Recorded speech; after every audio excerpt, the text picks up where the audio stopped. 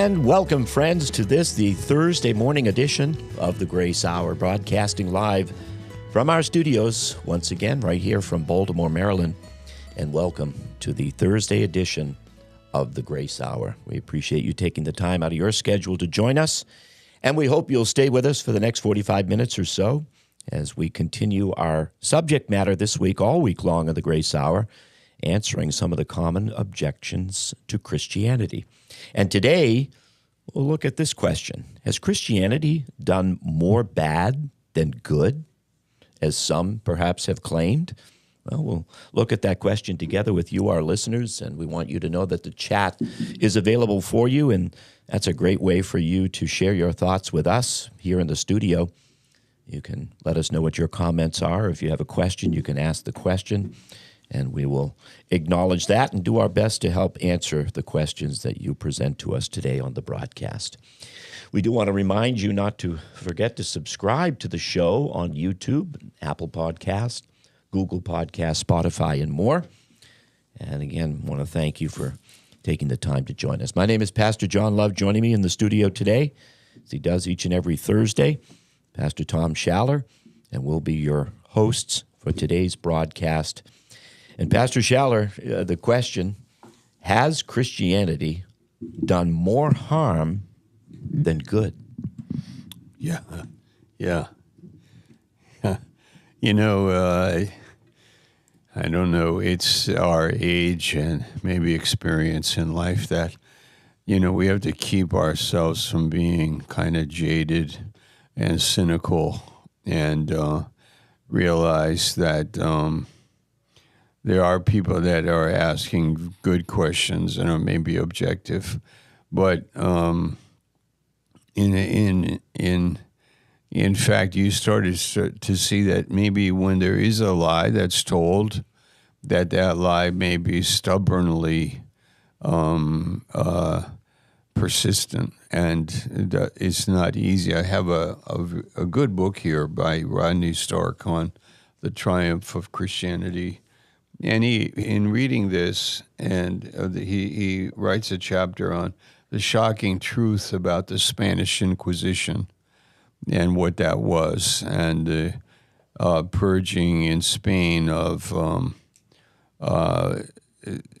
people, the Jews and Muslims that came to Christ and were believed to be insincere in coming to Christ, and then the purging of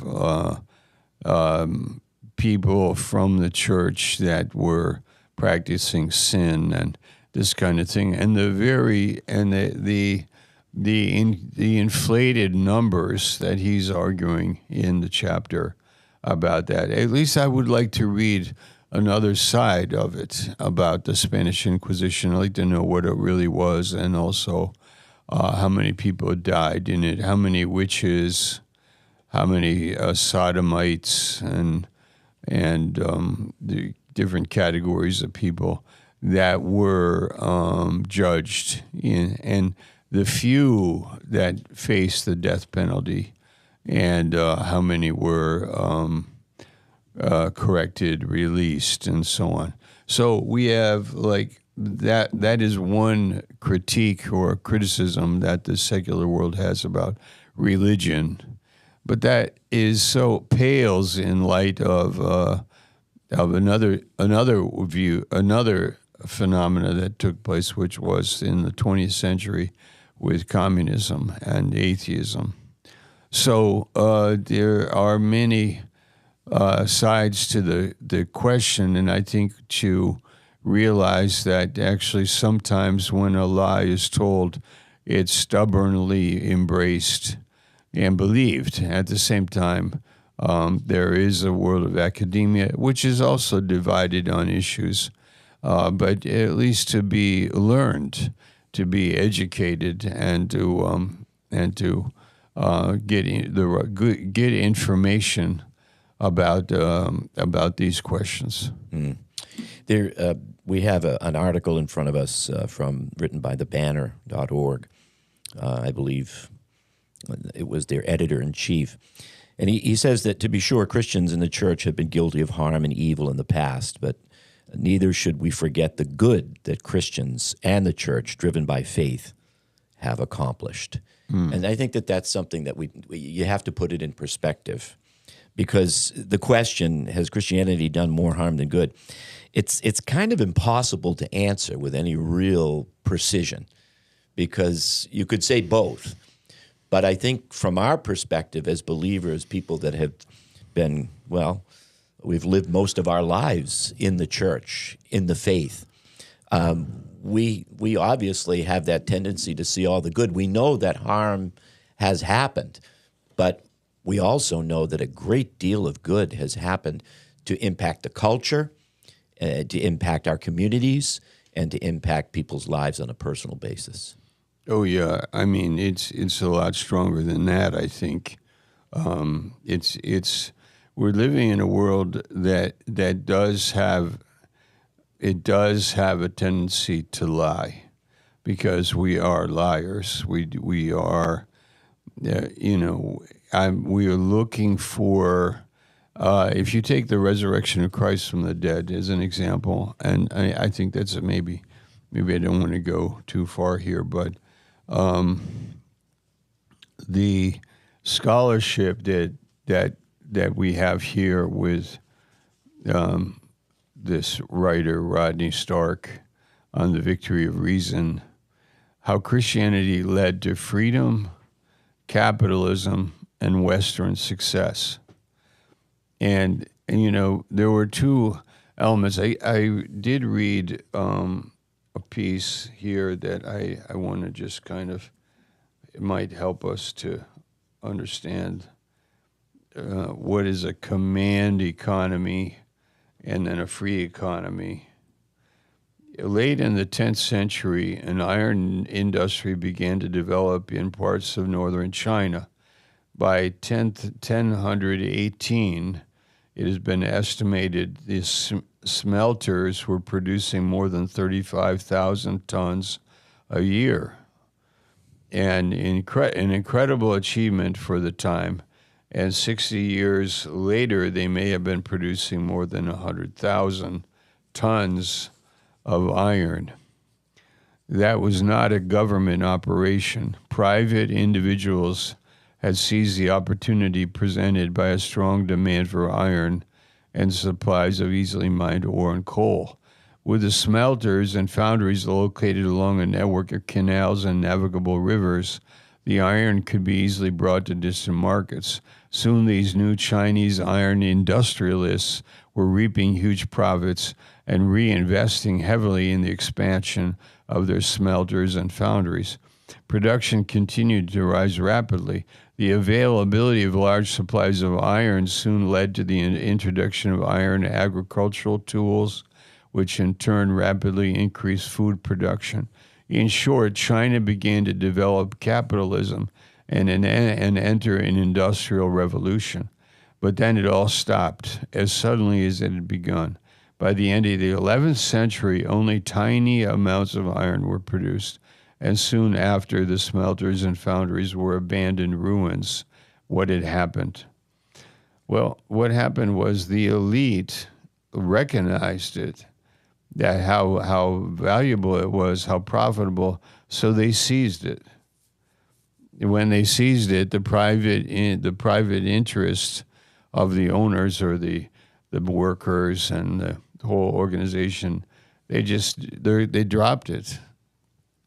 So why in Europe did a strong market economy emerge in Venice and Florence and Genoa and those cities in northern Italy and then in the Netherlands and eventually in the UK? Why did the Western world take off and develop? Because of Christianity. Because Christianity was saying that you labor and you enjoy the fruit of your labor.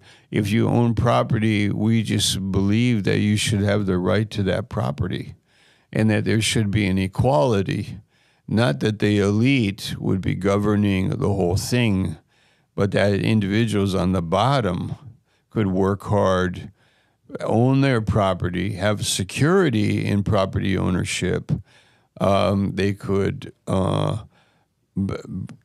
make profit. They could keep the profit and reinvest it, and they could develop their industry, whether it was wool. There was water power in the Netherlands. There was wool that was marketable in the beginning. Then eventually, like in Venice, you had sea-going businesses. You had silk coming from Asia. You had like development of the culture by securing private property and allowing the profits to go to whoever will work for it and then to reinvest it. Where did this come from? It came from Christianity. So there's a deep-rooted effect and study. I think Ryan Green, who gave us some of this material to study, Pastor Love, he has a list here. Do you have it in front of you? Yes. You want to read some of that, some of those things, what Christianity brought? Yeah, I have. He points out that there's 15 powerful and surprising ways that Christianity has changed world history and today's society at large. The first one is rather interesting. It says Christianity gave us the concept of holidays, because the word holiday comes from the phrase holy days, a term of Christian origin to describe Christmas, Easter, Good Friday, and Pentecost. And the word Christmas literally means Christ's Mass, which is the most celebrated holiday in the world next to Easter. Easter, of course, commemorating the most significant historical event of all time, which was the physical resurrection of Jesus. Secondly, he brings out Christianity gave us hospitals as we know them today. It gave us adoption, foster care systems. Christianity effectively, and you just pointed this out, gave us the middle-class workforce. It gave us a higher view of sexuality and marriage. I mean, how is anybody supposed to understand the whole nature of the truth of marriage apart from a biblical understanding and what God has revealed to us about it? How about Christianity has given women greater dignity and freedom? I mean, it doesn't extol the place of women, whereas in some cultures, many cultures around the world, that women are denigrated rather than exalted, but yet Christianity gives them a greater dignity and freedom. It gives children a higher status and importance. And again, this list is very exhaustive. Has given us excellent music, musicians, most excellent works of literature, and I think it's safe to say that it created the foundation for our country, for America itself. Oh yeah, sure. You know, one thing that we shouldn't overlook, if you've ever thought about religion, and you go to the religions of the world and you ask for their theologies and their teachings, there is one thing that is unique about Christianity, and that is it is rational. So what does that mean? It means that it's reasonable. It's something you can put together. There's a system to it. There's something historical about the Jewish people, the words that they gave, God revealed to them by miracles and various expressions, prophets, teachings, and so on. So if you study Christian theology, it's different from Hindu theology or Buddhist theology or Islamic theology. It's something that revealed to us, which gives us a discussion platform where we can reason together. We can think about what it is that we believe. We are able to, and this is where in Europe, the university was born out of Christianity, because Christianity is saying, we have the scripture, we have our minds, we have our hearts. If God has revealed himself to us, then let's study this. Let's talk about it. Let's reason together. Let's understand it.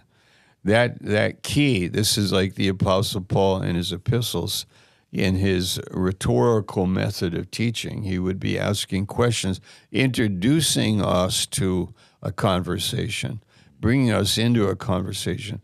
This is at the very basis of our faith. It is that we believe that the God that is the real God is the God that will talk to us, will counsel us, and bring us into a fellowship with each other where we're able to understand things and talk about them, and then be not hiding and not dumbed down and not afraid and not surrendering to some fatalism, but we are engaged. We are willing to have a conversation. We are wanting to explore, because if God is saying, then I made the universe, take a look at it, ask the questions, study it, analyze it, look at it. This is the birth of the university. This was in Europe. And then coming here to the New World, it carries on. And that we would be an educated people. That this is the idea of a Christian, is that he is alert, engaged, asking questions, doing investigation, and studying things out and finding the reality, how things are. This is, if you remove that, there were hundreds of years before Christ where you had the Jewish people, and then you had a large population of pagan people, and you had their theology. Well, what was pagan theology like? It was basically horrible and not so believable, and not, this is from our point of view, if I was born into it and I knew nothing else, then the gods are angry with us. We need to propitiate them. They are like human beings, eating, drinking, fornicating, cheating, lying, stealing, and they don't really care about us humans. That's the general profile of the gods, the pagan gods. Where did these pagan gods go? They come from people. And, but they are gods. We are humans, so it'd be great to be a god. But they're not really that much different from us. They're lying and cheating and so on, and killing and all that. So that theology, it went belly up when the Christian, the intellectual approach to life, the rational one, the one that's revealed to us by the Jewish people with the scriptures, won out in the marketplace of free ideas. It's safe to say that the greatest influencer in history is Jesus of Nazareth. Yes. And in this article that we have before us, it says, he was the most influential person in the entire narrative of human history, regarded by Christians and non-Christians alike. Our systems of social organization, literature, arts, music, architecture, education, sciences, as well as the ceremonies of marriage and death have all been shaped by Christ. No person before him and no one since has ever caused such a prodigious surge of influence, supremacy, authority, or mastery over his initiatives. The Jesus movement makes up over 1/3 of the world's population, rendering him the most significant influencer and leader ever to live. And Timothy Keller said it best when he said, if you want to live intelligently in the world, then you need to know something about this man. Yeah. Isn't that good? Well, that's a little understatement. Yeah. If you want to live intelligently in this world, you need to be spirit-filled, a believer with the Word of God in your heart. I'm not correcting him. What a great man he was and is. His teaching and his preaching are incredible. Yeah. But at the same time, if you want to live you want to live in a heads-up life, you got to live a heads-up life. If you don't get in the game of living your life, and how can you without Christ? You can't. Christ is the wisdom of God. He is the way of God. Okay. How do you get it? You just by simply believing in him, asking him into your heart, and then learning the words of God, the Spirit of God, and giving you understanding. Yeah, it's amazing. Timothy Keller also goes on and writes this. He says, at the very heart of the view of our reality was a man who died for his enemies, praying for their forgiveness. He said reflection on this could only lead to a radically different way of dealing with those who were different from them. It meant that they could not act in violence and oppression toward their opponents. We cannot skip lightly over the fact that there have been injustices done by the church and in the name of Christ, yet who can deny the force of the Christian's most fundamental beliefs can be a powerful impetus for peacemaking in our troubled world. Mm-hmm. I mean, the opponents of Christianity and even religion for that matter are suggesting in our culture today, and it's almost being emphasized by this new atheist movement, that we can only do harm rather than good. And they will always magnify the examples of those who perhaps have been abused or hurt in the church or by the church and say, look at what these people have done. And they will turn their back completely upon all of the valuable things that the church and Christianity has brought to the world. Yeah. I mean, I can't even imagine a world without Christianity. Yeah. I mean, here's another parallel that the population of the Jewish people is very small, like less than 1% of the whole world. I mean, a fractional part of 1%, very small number.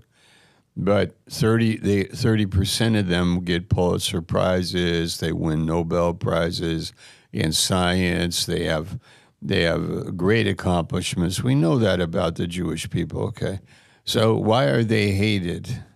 Why has there been attempted genocide? Whether it's in the book of Esther in the time of the Persian kings or in the time of Adolf Hitler. Why is that done, And why are there lies that are said? Well, it's similar to the Christianity, and it is that we are going to be marked as bad people by whatever means. And these kind of paper tiger arguments, that you set up and just punch them a little bit and they deflate or they fall over.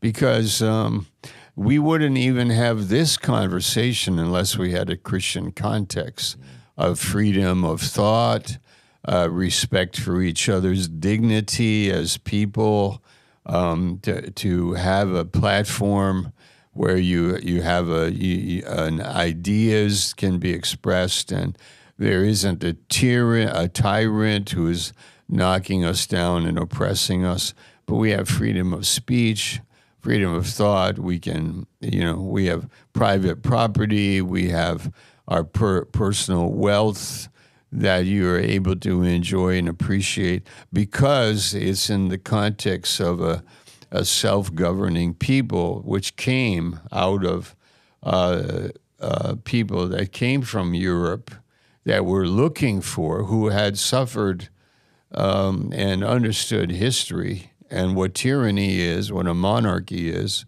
what the potential is of a monarch being a tyrant, and then how to formulate a government where you can have all of these great qualities that are rooted in the Christian religion, where we are able to have these discussions and talk with honor and respect for each other. It's amazing. The article concludes in the banner.org. He writes, I do not mean to offer any sort of defense for the many horrible things that have been done by Christians and in the name of Christ over the last 2,000 years. There's no justification for that. But we must own up to them just as much as we own up to the many great selfless things that have been done by Christians. But I also want to point out that Christ is who he is, regardless of Christians. He is love. He's perfect and unconditional. We are just his followers, fallible, weak, human, confused. Sometimes we get it wrong. Sometimes we get it right. More often, the latter. That's what he writes and says, I hope and pray. That's a good perspective, isn't it? Yes, it is. Because sometimes as Christians, we might not necessarily reveal to the watching world the real nature of who Christ is. Yeah. Because they could be looking at our faults, our failures, our weaknesses, our sins, and say, it doesn't add up. You're talking about a God who loves perfectly, cares for us unconditionally, died, but I don't see that in you. So how do we reconcile that between the fallibility of his followers, but Christ himself? Oh, well, that's a good question. How to comment on that? I think maybe we're talking on, like, there's two levels. One is those personal failures of people. Okay, let's say there was a movement in Europe in the 11th century, 12th century for Christians. Europe was Christian, became Christian, and the growth of Christianity is a fantastic study of how that happened and why it happened, and that it happened there in Europe. So the kings in Europe, and there were, I believe that Europe was broken up into many pieces, like 1,000 different kingdoms. These were small in valleys, and the other side of the forest there would be a castle and a kingdom, with an authority and knights and so on. The three classes of people. Anyway, they said we need to get the Holy Land back from the Muslims. So there were crusades that were promoted and financed by these kings, and were those correct, and why did they happen, and so on? You for any of us to have an opinion on it, we would really need to get into it and to study it. What are their motivations, and why did they do it, and what happened, and so on, And so on one level, you have, things that happen in history that you say, oh, that's not good, that should not have happened. But do we know the context, and do we know more about it in order to make a judgment on it? And I think the same with the Spanish Inquisition, which is really, I only knew it in a general way in church history. So my point is that on one level, there is governance, and when in Europe they realized that governance is like a big, what it has an effect on lower levels in society, and when the lower levels in society have a right to their property and their investment, and what that does in producing a better lifestyle for everybody, and how it's based on Christian principles. So that, plus the whole development of Europe as being very wealthy, very productive, and with small shops, like England was like a country of small shopkeepers, but it was a small shopkeepers that generated an amazing economy, and then a huge naval force and a military, and then it became the British Empire. But the wealth of it came from like the small shopkeepers and came here to North America. Well, the Spanish went to Latin America. I mean, they went to the South America, but they never developed, and they didn't have a market economy, and they didn't have small shopkeepers. It was a different kind of economy, so they never became wealthy that way. And North America did.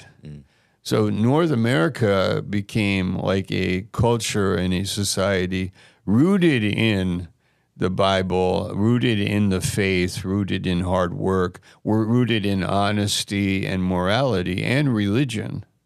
So John Adams said, I have this quote here. John Adams said, our Constitution was made only for a moral and religious people. It is wholly inadequate to the government of any other. What a statement. Now we're in our woke world and our liberal way of looking and getting rid of God and getting rid of the morality of the Christian faith. We're now skating on thin ice, if not even worse. We're in a very dangerous place as a society where we elect and re-elect into office people that are immoral, people that are not religious, people that do not fear God, and so they will be governing us and taking us away from the very foundation of our society. And I suppose in their darkness, they almost see that as a way of evolving. But we see it as what it really is. Devolving. It's devolution. Yeah. It's just they're going in the opposite direction. Yeah, we are in so much trouble. I mean, when you have a carjacking and the victim calls the police and they never show up. When you have schools, you have drag queens in the library with little children reading, pornographic books.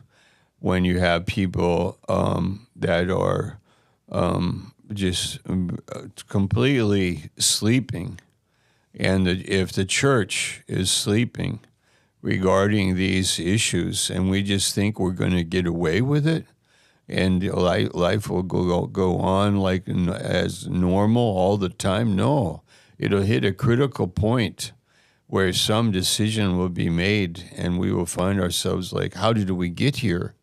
How did this happen?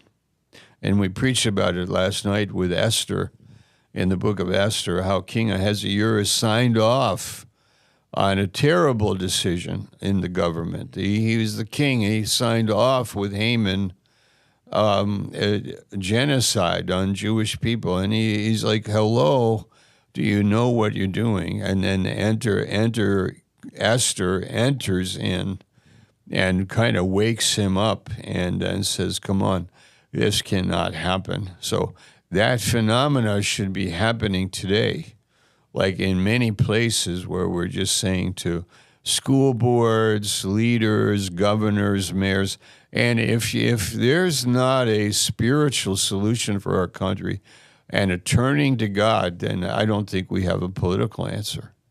I agree. Yeah. And when you go back to the founding of our nation, the framers of the Declaration of Independence, the framers of the Constitution, by and large, this was a group of men who believed and embraced the faith that we talk about today. Oh, yeah. I mean, I forget what the number was that who signed the Constitution and signed the Declaration. It was Oh, absolutely. Yeah, it was a majority. Well, these are targeted as white, racist, white men, privileged class, elite, all of these labels that people throw around without understanding what is really happening here when the country is being founded. Who were these people? You have to take it in a context. And also how many of them were against slavery. But they didn't put that in as a provision for the Constitution because many of the colonies in the South, a number of them, Virginia included, were slave states. Same with Maryland, actually, less slave states. So they didn't want to divide the colonies, so they didn't do it, and they're basically saying, we'll take care of that issue later. And it did happen back in 1861 with the Civil War, and it was taken care of. And, in Brazil, there was slavery until 1888. Britain made it illegal in 1833. But in Europe, it was illegal, I believe it was in the 9th century. But with the naval capabilities that evolved in time, and the discovery of the New World, it resurfaced, but the slavery wasn't in Europe, it was in the New World. So the slavery came here, but it was not Christian. It was against Christian Europe. They recognized the value of people that are different racially and by whatever, and that to love our neighbor and to love and so Slavery was not the fruit of Christianity. Christianity was against it. And it did take some time, but the Roman Empire was saturated with it. But eventually it was illegal. As we get ready to wrap up today's broadcast, and I think that we've done a good balanced approach toward the question itself, just spend a few moments talking about the message of the grace of God, how that sets us apart in terms of the world's religions. Because so many of the world's religions are dependent upon their own efforts, their own merit, their own works, trying to appease God, trying to please God, trying to do something to receive his favor.